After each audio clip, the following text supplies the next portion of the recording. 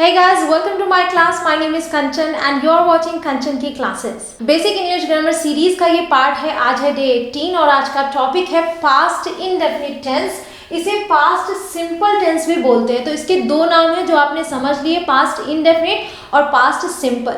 इससे पहले वाली वीडियो में यानी कि डे 17 में आपने प्रेजेंट इंडेफिनिट टेंस के बारे में डिटेल में समझा और आज आप पास्ट इंडेफिनिट टेंस के बारे में डिटेल में समझेंगे.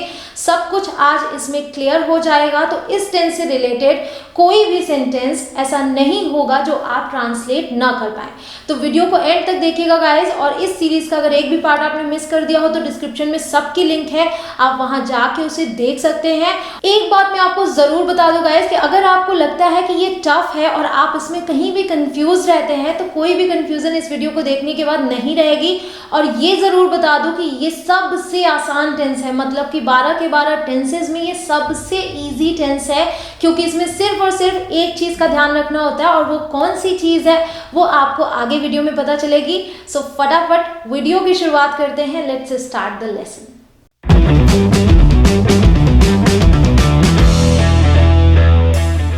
सो गाइस, पास्ट इंडेफिनिट यानी कि सिंपल पास्ट में सबसे ज़्यादा इंपॉर्टेंट चीज़ है समझने के लिए वो ये है कि इसे हम पहचाने कैसे.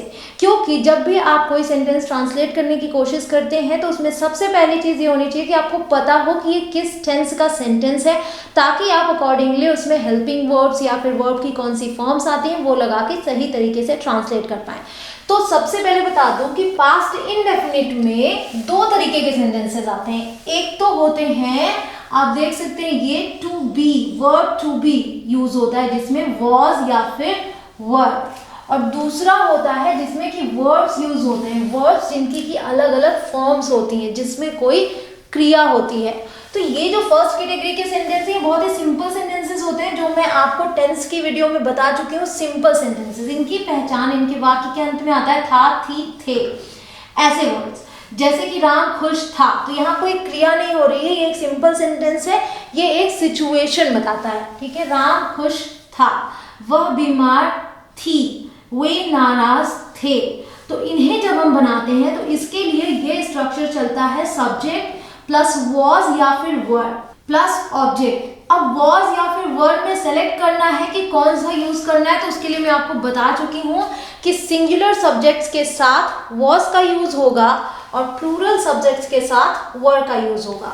अब सिंगुलर और प्लूरल का मतलब हो गया कि किसी एक व्यक्ति या वस्तु की बात करेंगे तो वॉज, और प्लूरल का मतलब हो गया कि एक से ज्यादा व्यक्तियों या वस्तुओं की बात करेंगे तो वर. अब जैसे राम खुश था अगर आपको लिखना है तो आप बोलेंगे राम.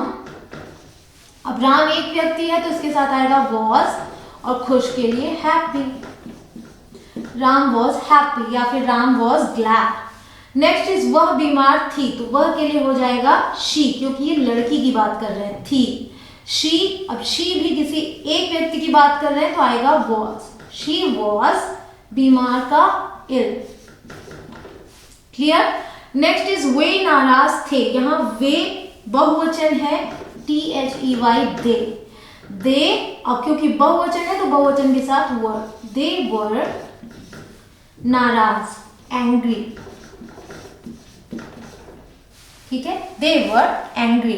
तो इस तरीके से सिंपल सेंटेंसेस ट्रांसलेट होते हैं. तो इसमें आपको कोई टेंशन नहीं लेना है. सब्जेक्ट, सब्जेक्ट के बाद वॉज या फिर वर और फिर ऑब्जेक्ट. क्लियर, ये कॉन्सेप्ट क्लियर हो गया. अब जो दूसरी कैटेगरी है जो सीखने वाली बात है पास्ट इंडेफिनिट में, वो है वर्ब्स वाली कैटेगरी जिसकी पहचान होती है ता, था, ती, थी, ते, थे या फिर आ, ई, ए. अब क्या है, ता, था, ती, थी, ते, थे, ये समझ में आता है. आ, ई, ए इसी तरीके से नहीं आएंगे, यहाँ हम साउंड की बात कर रहे हैं. ठीक है, जैसे कि अगर मैं बोलूं वह आया, मान लीजिए मैं यहाँ पे जो सेंटेंसेस लिया उसमें समझते हैं, उसने बात की. अब की में कौन सा साउंड आ रहा है, ई का, ये ई. तो ये पास्ट इंडेफिनिट का सेंटेंस है. वह खेला, यहाँ कौन सा साउंड आ रहा है, आ. तो ये वे रुक गए, यहाँ कौन सा साउंड आ रहा है, ए, ए. तो ये इसकी पहचान है. जब आ, ई, ए ऐसे साउंड आए या फिर ता, था, ती, थी, ते, थे ऐसे वर्ड्स आए तो आप समझ लीजिए कि वो पास्ट इंडेफिनिट का सेंटेंस है. और उसके लिए जो स्ट्रक्चर चलता है वो है subject plus V two plus object. अब सब्जेक्ट और ऑब्जेक्ट आपको पता है V2 क्या है। अब आप समझिए कि V2, V से हो गया वर्ब और V2 मतलब हो गया कि वर्ब की सेकेंड फॉर्म। वर्ब जो होती हैं, वर्ब को हिंदी में क्रिया बोलते हैं। हंसना, बैठना, उठना, खाना, पीना, सोना, ये सभी क्रियाएं हैं और इन सब की तीन तीन फॉर्म्स होती हैं। और भी फॉर्म्स होते हैं, लेकिन पास्ट इंडेफिनिट टेंस को समझने के लिए आपको तीन फॉर्म्स का जानना ज़्यादा ज़रूरी है। और जिसमें कि सबसे पहला फॉर्म बेस फॉर्म, जिसे कि हम V1 बोलते हैं, बेस फॉर्म V1। और वर्ब की सेकेंड फॉर्म होती है जिसे हम V2 भी बोलते हैं। वर्ब की थर्ड फॉर्म होती है जिसे हम V3 भी बोलते हैं। सो आप जब भी स्ट्रक्चर में देखेंगे तो आप इसे शॉर्ट फॉर्म में देखेंगे V1, V2, V3। तो यहाँ पे आपको पास्ट इंडेफिनिट में सिर्फ और सिर्फ इससे और इससे मतलब है, यानी कि वर्ब की फर्स्ट फॉर्म जो बेस फॉर्म होती है या फिर वर्ब की सेकेंड फॉर्म। पास्ट इंडेफिनिट में वर्ब की थर्ड फॉर्म का कोई यूज नहीं है। लेकिन यहाँ पे एक ट्विस्ट ये है कि ये जो वर्ड्स होते हैं ये भी दो तरीके के होते हैं, एक रेगुलर और एक इरेगुलर। तो रेगुलर वर्ड्स वो होते हैं जिनके फर्स्ट फॉर्म से सेकेंड और थर्ड फॉर्म बनाना बहुत ही आसान है, सिर्फ और सिर्फ आपको ed ऐड करना होता है, जैसा कि आप यहाँ देख सकते हैं। लेकिन ये भी ऐड करने के कई सारे तरीके हैं, क्योंकि अलग अलग स्पेलिंग के अकॉर्डिंग अलग अलग तरीके से हम इन्हें यूज करते हैं। कुछ एक्सेप्शंस है, मेरा मतलब ये है कहने का। और अगला जो कि इरेगुलर है, ये आपको याद करना पड़ेगा, ये बनाने का कोई रूल नहीं है। जैसे कि आपने सुनी रखा होगा गो, वेंट, गॉन, कोई कनेक्शन नहीं है गो और वेंट में कि आप गो से वेंट बना सकें, तो ये आपको याद करना होगा। डू, डिड, डन, इसमें भी कोई कनेक्शन नहीं है, डू, डिड, डन आपको याद करना होगा। पुट, पुट, पुट, पुट की तीनों फॉर्म सेम होती हैं। तो कौन सी फॉर्म सेम होते हैं ऐसा कोई रूल नहीं है, इसलिए आपको ये सब कुछ याद करना होगा। सिंग का होता है सिंग, सैंग, संग, तो यहाँ पे आई से ए बना, थर्ड में यू बन गया। ठीक है, तो ये आपको याद करने होंगे। इसको बनाने का तरीका है जो कि मैं अभी आपको बता देती हूँ ताकि आप कभी गलती ना करें। लेकिन उससे भी पहले मैं आपको ये बताऊंगी कि इसका स्ट्रक्चर क्या है और सेंटेंसेस हम कैसे बनाते हैं। उसके बाद मैं आपको ed लगाना भी बताती हूँ। ठीक है, तो सब्जेक्ट V2 प्लस ऑब्जेक्ट, तो पॉजिटिव सेंटेंस में आप V2 का यूज करते हैं और इसीलिए मैं ये कह रही हूँ कि पास्ट इंडेफिनिट टेंस सबसे ज़्यादा इजी टेंस है, क्योंकि इसमें आपको पॉजिटिव सेंटेंसेस बनाते समय कोई टेंशन लेने की ज़रूरत नहीं है। सब्जेक्ट के बाद आप डायरेक्ट वर्ब की सेकेंड फॉर्म यूज़ कर लेंगे। ना तो आपको ये ध्यान देना है कि सब्जेक्ट सिंगुलर है या प्लूरल, ना ही और कुछ, सिर्फ और सिर्फ V2। तो सेंटेंसेस देखते हैं। उसने बात की, तो उसने, यहाँ मान लीजिए मैं लड़के की बात कर रही हूँ तो बोलूँगी ही, और बात की, बात करना होता है टॉक मीन्स, तो टॉक की second form talked, he talked. Simple सा सेंटेंस है, ही के बाद आपने सेकेंड फॉर्म यूज कर ली। वह खेला, वह यहाँ पे ही, खेलना, प्ले, प्ले की second form played, he played. वे रुक गए, वे की इंग्लिश दे, रुक गए, रुकना की इंग्लिश स्टॉप, और स्टॉप की second form stopped. Ram Delhi गया, तो राम गया। अब क्योंकि गो की सेकेंड फॉर्म यूज करनी है, वो हो जाएगी वेंट, और दिल्ली के लिए हम यूज करेंगे to Delhi. Ram went to Delhi. मैंने किया, आई, करना डू मीन्स डू की second form did, I did. जब मैं छोटी थी मैं रोज गाना गाती थी, अब ध्यान दीजिएगा थी आया, तो मैं ये करती थी, तब भी हम यूज करते हैं पास्ट इंडेफिनिट का। और मैं बोलूंगी कि when I was little I sang every day। तो अगर आपने ध्यान दिया हो तो आप पाएंगे कि सब्जेक्ट सिंगुलर हो या फिर प्लूरल, सबके साथ हमें वर्ब की सेकेंड फॉर्म लगानी है। सिंगुलर प्लूरल की टेंशन लेने की ज़रूरत नहीं है। अब हम समझ लेते हैं कि हम ed किस तरीके से ऐड करते हैं, क्योंकि आपने ध्यान दिया हो तो यहाँ टॉक्ड में हमने ed ऐड किया और स्टॉप के बाद स्टॉप्ड बनाया तो एक एक्स्ट्रा p ऐड हो गया। तो ये रूल्स होते हैं जो कि मैं अभी आपको बता देती हूँ। बस आप वीडियो में एंड तक बने रहें और आप काफ़ी कुछ सीखने वाले हैं।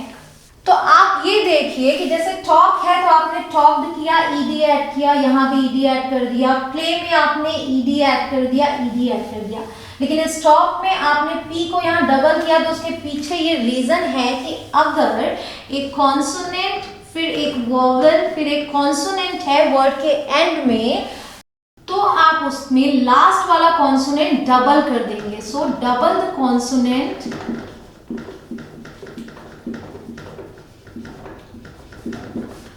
Plus ED. तो जैसे कि स्टॉप में आपने पी को डबल कर दिया, वैसे ही मान लीजिए प्लान है, प्लान को आप लिखेंगे प्लान। तो आपने ये कॉन्सोनेंट, ये वोवेल, ये कॉन्सोनेंट, तो कॉन्सोनेंट लास्ट वाले कॉन्सोनेंट को आपने डबल किया और ये बन गया NNED। लेकिन अब आप कहेंगे कि PLAY, यहाँ भी तो ये कॉन्सोनेंट है और ये वोवेल है, ये कॉन्सोनेंट है, तो यहाँ पे y क्यों डबल नहीं हुआ? तो ये एक्सेप्शन है। अगर इस कंडीशन में कॉन्सोनेंट वोवेल कॉन्सोनेंट में लास्ट वाला कॉन्सोनेंट y या फिर x या फिर w ये आता है तो हम इसे डबल नहीं करते हैं। So no doubling, just add ED. ठीक है, कुछ डबल नहीं होगा, बस ईडी ऐड हो जाएगा। और अगर कोई वर्ड कॉन्सोनेंट प्लस वाई पे एंड हो रहा है तो आप उसमें वाई को चेंज करके आई में बदल देंगे और ईडी ऐड कर देंगे। तो कुल मिला के वाई हट जाएगा और आई ईडी ऐड हो जाएगा। जैसे कि CRY, इसमें क्या ये कॉन्सोनेंट है और फिर Y है, तो इससे हम क्या बनाएंगे? CRY हटा के IED, cried। इसी तरीके से TRY, इसे हम क्या बोलेंगे? tried, TRIED। और जो वर्ड E पे एंड होता है, ends in E, ठीक है, जैसे कि live, LIVE। यहाँ आप देखिए कि E पे एंड हो रहा है तो यहाँ ED ऐड नहीं करेंगे, यहाँ सिर्फ D ऐड करेंगे। तो हम क्या बोलेंगे? lived, LIVED। तो E पे एंड होने वाले में सिर्फ और सिर्फ D ऐड करेंगे। इसके अलावा एक और रूल है कि अगर लॉन्गर वर्ड्स हैं, ये तो आपने देखा कि शॉर्ट वर्ड्स हैं, अगर लॉन्गर वर्ड्स हैं तो अगर उसमें हम स्ट्रेस लास्ट सिलेबल पे दे रहे हैं। सिलेबल क्या है मैं आपको पहले बता चुकी हूँ कि जितने वोवेल साउंड आते हैं एक वर्ड में उतने सिलेबल हम मानते हैं। ठीक है, तो जैसे प्रीफर जो वर्ड है इसमें हम लास्ट सिलेबल फर पे हम स्ट्रेस देते हैं। तो अगर लास्ट सिलेबल पे स्ट्रेस है तो ये जो लास्ट वाला कॉन्सोनेंट है ये डबल हो जाएगा और हम इसे लिखेंगे प्रीफर, PREFERRED। ठीक है, लेकिन अगर स्ट्रेस फर्स्ट सिलेबल पे होगा, जैसे कि आप यहाँ देखिए एंटर, एंटर में हम एंटर नहीं बोलते, हम बोलते हैं एंटर। तो स्ट्रेस पहले वाले सिलेबल पे होता है, तो यहाँ पे हम इसे डबल नहीं करते और इसकी सेकेंड फॉर्म हो जाएगी एंटर। यहाँ पे आर डबल नहीं होगा। तो ये रूल्स हैं ईडी ऐड करने के। ये तो आपने समझ लिया और आगे से आप कभी भी कंफ्यूज नहीं होंगे कि ईडी किस तरीके से ऐड करना है। अब गाइस मैं एक बात करती हूँ कि ये तो आपने देख के समझ लिया कि पास्ट इंडेफिनिट के सेंटेंस है और इसे ऐसे ट्रांसलेट करना है, लेकिन तब क्या जब आप स्पोकन इंग्लिश में इन्हें यूज करना चाह रहे हैं तो सेंटेंस बोलने के बाद आप सोचेंगे तो नहीं कि वाक्य के अंत में क्या आया।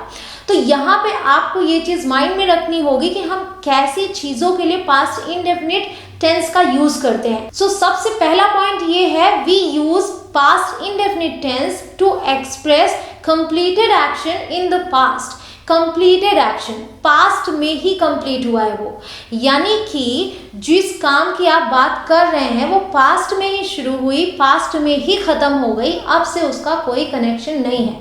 फिर चाहे वो चीज़ 2 साल पहले हुई हो, 20 साल पहले हुई हो या फिर अभी 2 मिनट पहले हुई हो, लेकिन it started, it stop and it's over. ये बात हमेशा ध्यान रखिएगा कि ये शुरू हुई, खत्म हो गई, अब से इसका कोई कनेक्शन नहीं है। तब हम पास्ट इंडेफिनिट टेंस का यूज करते हैं। तो यहाँ पे आप ये पाएंगे कि वाक्य के अंत में आ, ई, ए जैसे साउंड आ रहे हैं, लेकिन फ्रीक्वेंसी के लिए भी हम इसे यूज करते हैं। तो पास्ट में जो काम हम करते थे, रेगुलर होता था वो चीज, उसके लिए भी हम इसे यूज करते हैं और इसकी पहचान रहती है ता, था, ती, थी, ते, थे। जैसे कि मैंने आपको बताया कि जब मैं छोटी थी मैं रोज गाना गाती थी। When I was little I sang every day। तो यहाँ पे every day आया, एक रेगुलरिटी की बात की हमने कि फ्रीक्वेंसी थी इसमें, बार बार किया गया, सो हमने यूज किया ये टेंस। इसी तरीके से कुछ और एग्जांपल्स देखते हैं और समझते हैं कि और हम कहाँ कहाँ इसे यूज करते हैं। तो अभी आप ले लीजिए एक स्क्रीनशॉट।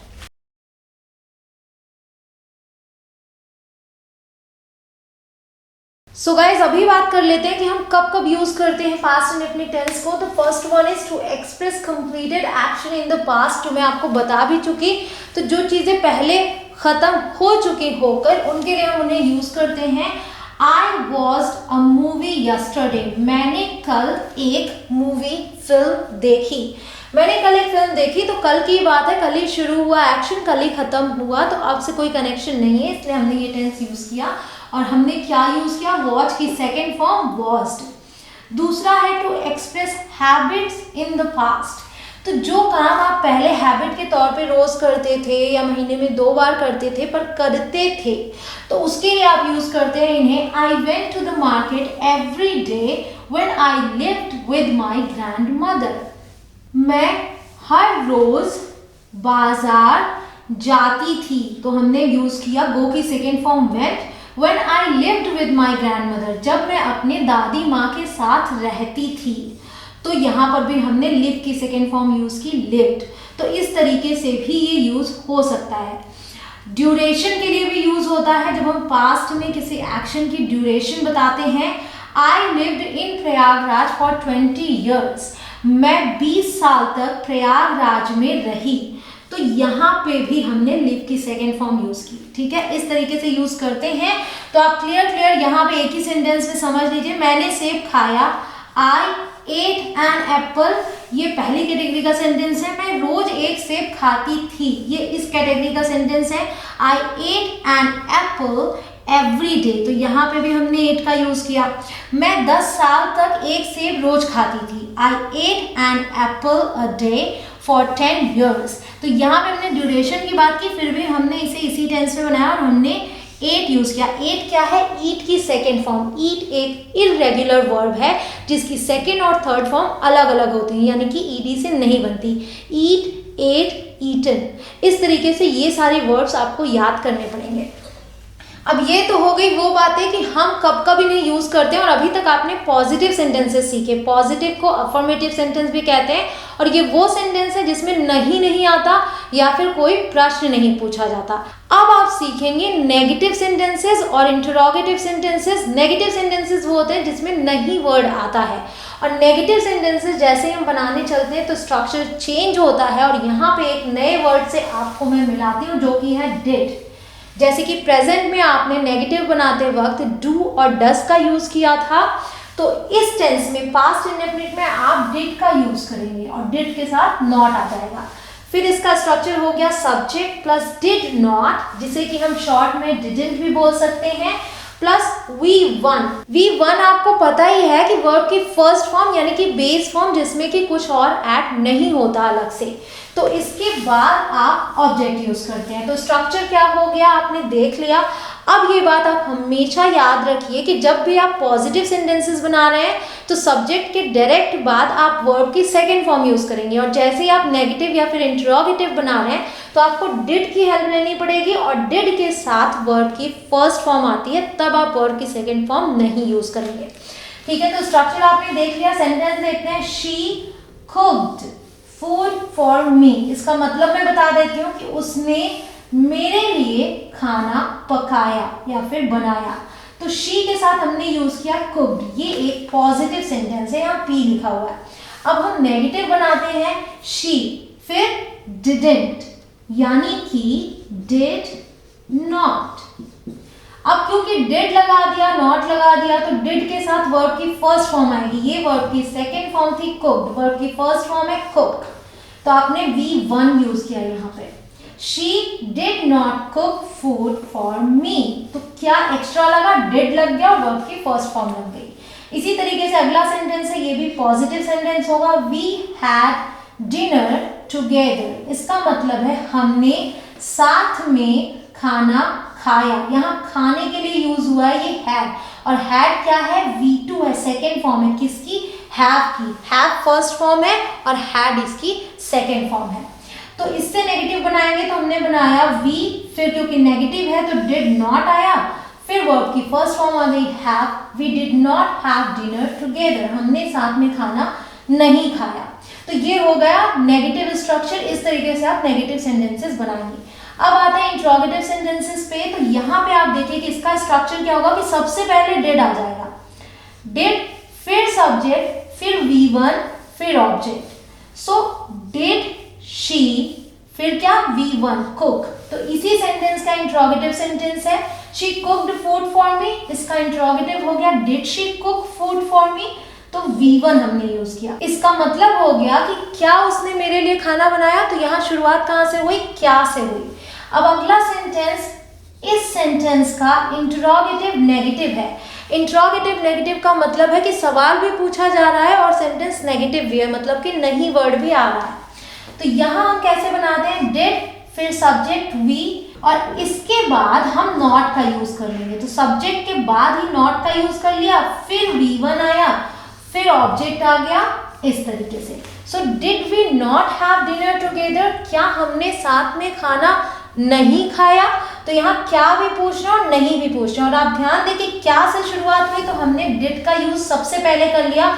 और अगर इसमें क्वेश्चन वर्ड आता है जैसे कि कब, कहाँ, किसने, कैसे, तो वो वर्ड सबसे पहले आ जाएगा। ठीक है, तो मान लीजिए अगर मैं बोलूं कि उसने मेरे लिए खाना कब बनाया, तो कब आ गया तो कब की इंग्लिश सबसे पहले आ जाएगी और हम बोलेंगे when did she cook food for me. तो व्हेन, उसके बाद आगे का स्ट्रक्चर इसी तरीके से रहेगा। और अगर इस सेंटेंस को बोले व्हेन लगा के, when did we not have dinner together, हमने साथ में कब खाना नहीं खाया, मतलब हमेशा खाते, कब नहीं खाया।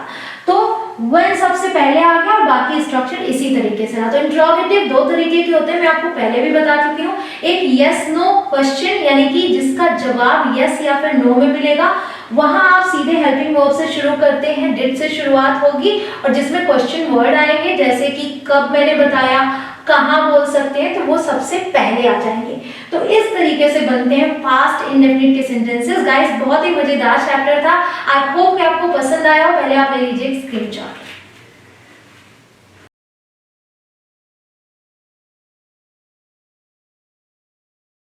गाइस, क्विकली रिवाइज कर लेते हैं कि आज आपने इस वीडियो में क्या सीखा। पास्ट इंडेफिनिट टेंस को पास्ट सिंपल टेंस भी कहते हैं, और इनकी पहचान होती है कि सेंटेंस के एंड में ता, था, ती, थी, ते, थे या फिर आ, ई, ए जैसे साउंड आते हैं। उसके अलावा जो टू बी से बनते हैं, यानी कि वॉज वर्ड की हेल्प से, जिसमें कि कोई एक्शन नहीं होता है, वो सेंटेंसेस था, थी, थे पे एंड होते हैं। ठीक है, इतना क्लियर। इसके बाद आपने ये सीखा कि पास्ट इंडेफिनिट का यूज हम कब करते हैं। पास्ट इवेंट्स या फिर पास्ट में कंप्लीटेड एक्शंस को बताने के लिए हम इस टेंस का यूज करते हैं, यानी कि कोई काम पास्ट में ही शुरू हुआ, पास्ट में ही खत्म हो गया, अब से कोई कनेक्शन नहीं है, अब से कोई रिलेशन नहीं है। तो ऐसे में जो स्ट्रक्चर यूज होता है वो होता है सबसे पहले सब्जेक्ट, फिर वर्ब की सेकेंड फॉर्म, यानी कि गो, वेंट, गॉन है तो वेंट यूज होगा, डू, डिड, डन है तो डिड यूज होगा, प्ले, प्लेड,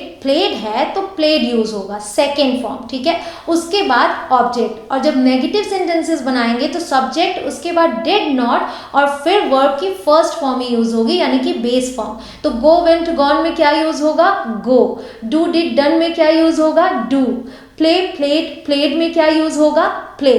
ठीक है, उसके बाद जब इंट्रोगेटिव सेंटेंसेस बनाते हैं तो सबसे पहले डिड को उठा के रख देते हैं, फिर सब्जेक्ट यूज करते हैं, फिर वर्ब की फर्स्ट फॉर्म यूज करते हैं, फिर ऑब्जेक्ट यूज करते हैं। और जब इंट्रोगेटिव नेगेटिव आता है तो सब स्ट्रक्चर उसी तरीके से रहता है जैसे कि आपने इंट्रोगेटिव में बनाया, लेकिन सब्जेक्ट के बाद आप नॉट का यूज कर देते हैं। और जब आप कॉन्ट्रैक्शन में यूज करते हैं डिड और नॉट को एक साथ लगाकर, तब आप डिडंट, उसके बाद फिर सब्जेक्ट, फिर वर्ब की फर्स्ट फॉर्म। क्लियर? तो इस तरीके से स्ट्रक्चर है और इसी तरीके से आपको सेंटेंसेस को बनाना है।